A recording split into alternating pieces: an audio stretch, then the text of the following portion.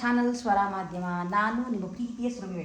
ಬೆಳಗ್ಗೆ ನಿಮ್ಮ ಜೊತೆ ಶೇರ್ ಮಾಡೋಣ ಅಂದ್ಕೊಂಡೆ. ಸಿಂಪಲಾಗಿ ರೆಸಿಪಿ ಹೇಳಿರ್ತೀನಿ, ಯಾಕಂದರೆ ರೆಡಿ ಮಾಡ್ಕೊಂಡ್ಬಿಟ್ಟಿದೆ, ಟೈಮ್ ಆಗೋಗಿತ್ತು ಅಂತ ರೆಡಿ ಆಗೋಗಿತ್ತು. ಬಟ್ ಮಾಡ್ತಾ ಹಾಗೆ ರೆಸಿಪಿ ತೋರಿಸ್ತೀನಿ. ಇವತ್ತು ಮಾಡ್ತಿರೋದು ರವೆ ದೋಸೆ, ಅದ್ರ ಜೊತೆ ಮಾಡಿರೋದು ಕ್ಯಾರೆಟ್ ಚಟ್ನಿ. ನಾನು ಹೋದ್ಸಲ ಯಾವಾಗಲೂ ಮಾಡಿದಾಗ ತುಂಬ ಜನ ಕೇಳ್ತಾಯಿದ್ದೆ ರೆಸಿಪಿಯಿಂದ, ಬಟ್ ಅರ್ಜೆಂಟ್ ಇತ್ತು ಅಂತ ಮಾಡಿದಾಗೋಗಿದೆ. ಅದೇ ಏನೇನು ಹಾಕಿದ್ದೀನಿ ಅನ್ನೋದನ್ನು ಸಿಂಪಲಾಗಿ ನಿಮ್ಗೆ ಹೇಳಿರ್ತೀನಿ. ಅದ್ರ ಜೊತೆ ಹೆಸರು ಕಾಳು, ಬೆಳಗ್ಗೆ ಪ್ರೋಟೀನ್ಗೆ ಅಂತ ಒಂದು ಸ್ವಲ್ಪ ಹೆಸರು ಕಾಳು ಉಸ್ಲಿ ಥರ ಮಾಡಿದ್ದೀನಿ. ಆ್ಯಂಡ್ ರವೆ ದೋಸೆ ಸುಮಾರು ಈಸಿನೇ ಮಾಡೋದು, ಆದರೆ ಅದು ಕಲಿಸ್ಕೊಳ್ಳೋ ಹದ ತುಂಬ ನೀರಾಗಿ ಇರಬೇಕು. ಅಂದರೆ ಮಜ್ಜಿಗೆ ಯಾವ ಲೆವೆಲಲ್ಲಿ ಇರ್ತೋ, ಅಂದರೆ ಫುಲ್ ಕಡ್ದಿರೋ ಮಜ್ಜಿಗೆ, ಆ ಹದದಲ್ಲಿ ಹಿಟ್ಟನ್ನ ರೆಡಿ ಮಾಡ್ಕೋಬೇಕು. ಅದಕ್ಕೆ ಸ್ವಲ್ಪ ಅಕ್ಕಿ ಹಿಟ್ಟು, ಸ್ವಲ್ಪ ರವೆ, ಅದ್ರ ಜೊತೆ ಕಡಲೆ ಹಿಟ್ಟು 3 ಹಾಕಿದೆ. ಕೆಲವರು ಬರೀ ರವೆ ಅಕ್ಕಿ ಹಿಟ್ಟಲ್ಲೇ ಮಾಡ್ತಾರೆ, ಅಥವಾ ಕೆಲವರು ಮೈದಾ ಯೂಸ್ ಮಾಡ್ತಾರೆ. ಬಟ್ ಮೈದಾ ಯೂಸ್ ಮಾಡಿಲ್ಲ. ಹಾಗೆ ಸ್ವಲ್ಪ ಹುಳಿಯಾಗಿರಲಿ ಅಂತ ಹುಳಿ ಮೊಸರು ಕೂಡ ಹಾಕ್ಕೊಂಡು ರವೆ ದೋಸೆ ಮಾಡ್ಬೋದು. ನೋಡಿ ತೂತ ಬಂತು ಅಂತಂದರೆ ರವೆ ದೋಸೆ ಅಂತ ಹದ ಕರೆಕ್ಟಾಗಿದೆ ಅಂತ. ಬೇಕಿದ್ರೆ ಅದು ಎಷ್ಟು ನೀರು ಹಿಡಿಯುತ್ತೋ ಅಷ್ಟು ಹಾಕಿ ಫುಲ್ ಹಿಂಗೆ ನೀವು ಆಡಿಸಿದಾಗ ಮಜ್ಜಿಗೆ ಹೆಂಗಿರುತ್ತೋ ಆ ಲೆವೆಲ್. ಇದಕ್ಕೆ ಈರುಳ್ಳಿ, ಕೊತ್ತಂಬರಿ ಸೊಪ್ಪು, ಮೆಣಸಿನ್ಕಾಯಿ ಎಲ್ಲ ಹಾಕಿ ಮಾಡಿದ್ರೆ ಮಾಮೂಲಿ ಹೋಟ್ಲಲ್ಲಿ ಹೇಗಿರುತ್ತೋ ಅದೇ ಥರ ಟೇಸ್ಟ್ ಬರುತ್ತೆ. ಇದು ಹಿಟ್ಟಿನ ಹದ. ಇನ್ನೊಂದು ಕೆಳಗಡೆ ಗಟ್ಟಿ ಕುತ್ಕೊಳುತ್ತೆ. ನೀವು ಪ್ರತಿ ಸಲ ಇದನ್ನು ಕದ್ರಿ ಹಾಕೋಬೇಕು. ಸ್ವಲ್ಪ ಗಟ್ಟಿ ಆಗ್ತಾ ಬಂತು ಅಂದರೆ ಮತ್ತೆ ನೀರು ಹಾಕೋಬೋದು. ಈಗ ಸ್ವಲ್ಪ ಉಪ್ಪು ಅಷ್ಟೇ, ಬೇರೆ ಇನ್ನೇನು ಇಲ್ಲ. ಎಲ್ಲೋಡಿ ಈ ಥರ ನೀರಾಗಿ ರೆಡಿ ಮಾಡ್ಕೋಬೇಕು. ಆಮೇಲೆ ಇದನ್ನು ಹಾಕಿ ಅಗಲ ಮಾಡೋಕ್ಕೆಲ್ಲ ಆಗಲ್ಲ, ಹಾಕೋದು ತೋರಿಸ್ತೀನಿ ಯಾವ ಥರ ಹಾಕಬೇಕಾಗುತ್ತೆ ಅಂತ. ಆ್ಯಂಡ್ ನಿಮ್ಗೆ ಹೇಳಿದಾಗೆ ಇದೇನು ಸಿಂಪಲ್ ಅಲ್ವಾ, ಏನು ರೆಸಿಪಿ ಬೇಕು ಅನ್ನೋ ಥರದ್ದು ಏನಿಲ್ಲ. ಜಸ್ಟ್ ಸ್ವಲ್ಪ ಕಡಲೆಕಾಯಿ ಬೀಜ, ಹೆಸರು ಕಾಳನ್ನ ಬೇಯಿಸ್ಕೊಂಡು ಒಗ್ಗರಣೆ ಹಾಕಿದ್ರೆ ಸ್ವಲ್ಪ ಕೊಬ್ಬರಿ ಹಾಕಿ. ಆ್ಯಂಡ್ ಇದು ನಿಮಗೆ ಹೇಳ್ದಂಗೆ ಕ್ಯಾರೆಟ್ ಚಟ್ನಿ ಮಾಮೂಲಿ ಚಟ್ನಿ ಮಾಡ್ಕೋತೀವಲ್ಲ ಅದೇ ಥರನೇ, ಬೇರೆ ಏನು ಇಂಗ್ರೀಡಿಯೆಂಟ್ಸ್ ಎಕ್ಸ್ಟ್ರಾ ಅಂತ ಹಾಕಿಲ್ಲ. ಸ್ವಲ್ಪ ಅದಕ್ಕೆ ಕ್ಯಾರೆಟ್ನ ತುರಿದ್ಬಿಟ್ಟು ಅಥವಾ ಕ್ಯಾರೆಟ್ನ ಹೆಚ್ಚಿಬಿಟ್ಟು ಹಾಕ್ಕೊಂಡ್ರೆ ಕಲರ್ಫುಲ್ಲಾಗೂ ಇರುತ್ತೆ ಆ್ಯಂಡ್ ಟೇಸ್ಟಿಯಾಗೂ ಇರುತ್ತೆ. ಸ್ವಲ್ಪ ಒಣಮೆಣ್ಸಿನ್ಕಾಯಿ, ಹಾಗೆ ಹಸಿ ಮೆಣಸಿನ್ಕಾಯಿ, ಕೊಬ್ಬರಿ, ಉಪ್ಪು, ಒಂಚೂರು ಹುಣಸೆ ಹಣ್ಣು, ಬೆಲ್ಲ, ಹಾಗೆ ಏನು ಹಾಕಿದೆ, ಸ್ವಲ್ಪ ಜೀರಿಗೆ, ಆಮೇಲೆ ಹುರ್ಗಡ್ಲೆ, ಇಷ್ಟನ್ನು ಹಾಕಿ ನುಂಡಿಗೆ ರುಬ್ಕೊಂಡು, ಇದಕ್ಕೆ ಮೇಯ್ನ್ ಅಂದರೆ ನಾವು ಹಾಕಿರೋಂಥ ಇಂಗಿನ ಒಗ್ಗರಣೆ, ಸಾಸಿವೆ ಇಂಗಿನ ಒಗ್ಗರಣೆ ಹಾಕಿದೆ. ಕಲರ್ಫುಲ್ ಆಗಿದೆ, ಆರೆಂಜ್ ಕಲರ್ ಚಟ್ನಿ ಸಖತ್ತಾಗಿದೆ. ಸೊ ಚಟ್ನಿ, ಸ್ವಲ್ಪ ಉಸ್ಲಿ, ಹಾಗೆ ದೋಸೆ ಹಾಕೋದು ತೋರಿಸ್ತೀನಿ. ಅದು ಹಾಕ್ತಿದ್ದಂಗೆ ಹದ ಗೊತ್ತಾಗುತ್ತೆ ಕರೆಕ್ಟಾಗಿದೆಯಾ ಇಲ್ವಾ ಅಂತ. ಹಿಂಗೆ ಇಟ್ಕೊಂಡು ಹಿಂಗೆ ಹಾಕಿದ್ರೆ ಈ ಥರ ತೂತ ಬಿಟ್ಕೊಳ್ಳುತ್ತೆ. ಆ್ಯಂಡ್ ಇದಾದಮೇಲೆ ಸ್ವಲ್ಪ ಅಗ್ಲ ಇದೆ ಅಂದರೆ ಅದನ್ನು ಕವರ್ ಮಾಡಿಕೊಂಡು ಬರ್ಬೋದು. ಕೆಲವರು ಮುಚ್ಚಿಬಿಟ್ಟು ಇದನ್ನು ಮಾಡ್ತಾರೆ, ಮುಚ್ಚೋದೇನು ಬೇಕಾಗಿಲ್ಲ, ಹಾಗೆ ಆಗುತ್ತೆ. ಅದಕ್ಕೆ ಒಂದು ಸ್ವಲ್ಪ ಜಸ್ಟ್ ಎಣ್ಣೆ, ಹೊತ್ತು ಜಾಸ್ತಿ ಹಿಡಿಯುತ್ತೆ ಯಾಕೆಂದರೆ ರವೆ ಅಲ್ವಾ, ಸ್ವಲ್ಪ ಆಗಬೇಕು. ಆಲ್ಮೋಸ್ಟ್ ಎಲ್ಲ ಗೋಲ್ಡನ್ ಬ್ರೌನ್ ಆಗಿರೋದು ಕಾಣಿಸುತ್ತೆ. ಹಾಗೆ ಸೈಡಲ್ಲಿ ಬಿಟ್ಕೊಂಡು ಬಿಡುತ್ತೆ, ಈಸಿಯಾಗಿ ಬರುತ್ತೆ. ಉಲ್ಟಾ ಮಾಡೋಷ್ಟು ಇರೋಲ್ಲ, ಯಾಕೆಂದರೆ ತೆಳ್ಳಗೆ ಹಾಕಿರ್ತೀವಲ್ಲ ಆಗಿರುತ್ತೆ. ಜಸ್ಟ್ ನಿಮ್ಗೆ ತೋರಿಸೋಣ ಅಂತ ಹಾಕ್ತೆ. ಪರ್ಫೆಕ್ಟಾಗಿ ಕ್ಲೀನಾಗಿ ಬರುತ್ತೆ.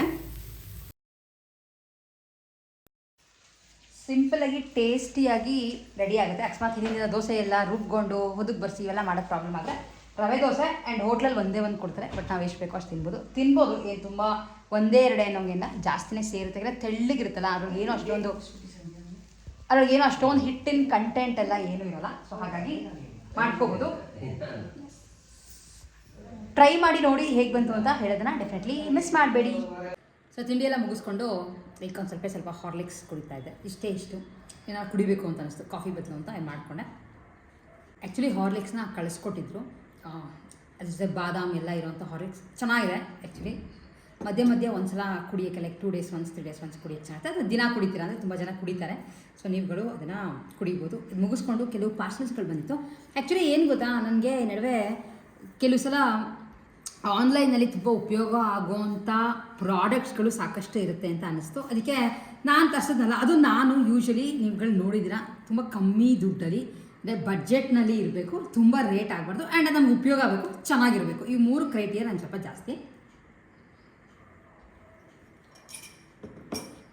ಸೊ ಒಂದು ಟೀ ಕೋಸ್ಟರ್ ಸೆಟ್ ತರಿಸಿದೆ, ವುಡನ್ ಟೀ ಕೋಸ್ಟರ್ ಸೆಟ್. ಸಕ್ಕತ್ತು ಇಷ್ಟ ಆಯಿತು ನನಗಂತೂ, ನಿಮಗೂ ಡೆಫಿನೆಟ್ಲಿ ಇಷ್ಟ ಆಗುತ್ತೆ. ಶೇಪ್ಗಳು ನೋಡಿ, ಎಲ್ಲ ಫಿಶ್, ಇದರದ್ದು 2 ಟೈಪ್ ಫಿಶ್ದು ಕೊಟ್ಟಿದ್ದಾರೆ. ಇದೊಂದು ರಂಗೋಲಿ ಡಿಸೈನ್ ಚೆನ್ನಾಗಿದೆ. ಆ್ಯಕ್ಚುಲಿ ಇದೊಂದು ಫಿಶ್ ನನಗೆ ಎಲ್ಲರಿಗಿಂತ ಇಷ್ಟ ಆಗಿದೆ ಅಂದರೆ ಇದು ಕಿಟಿ ಫಿಶ್, ಸಕ್ಕತ್ತಾಗಿ ಬಂದಿದೆ. ಇದು ಮಾತ್ರ ತುಂಬ ಇಷ್ಟ ಆಯಿತು. ಆ್ಯಂಡ್ ವುಡ್ ಇದು ಒಂದು ಕೊಟ್ಟಿದ್ದಾರೆ, ಲೈಕ್ ರಂಗೋಲಿ ಡಿಸೈನ್. ಬಿಸಿದು ಟೇಬಲ್ ಮೇಲೆ ಡೈನಿಂಗ್ ಟೇಬಲ್ ಮೇಲೆ ಇಡ್ತೀರಾ, ಬಿಸಿ ಪಾತ್ರೆಗಳು ಇಡೋಕ್ಕಾಗಲ್ಲ ಅಂದರೆ ಯೂಶ್ವಲಿ ಎಲ್ಲರೂ ಬಟ್ಟೆದು ಅಥವಾ ಈ ಥರ ಟೀ ಕೋಸ್ಟರ್ಗಳು ಬೇರೆ ಬೇರೆ ಮೆಟೀರಿಯಲ್ಗಳೆಲ್ಲ ಉಪಯೋಗಿಸ್ತಾರೆ.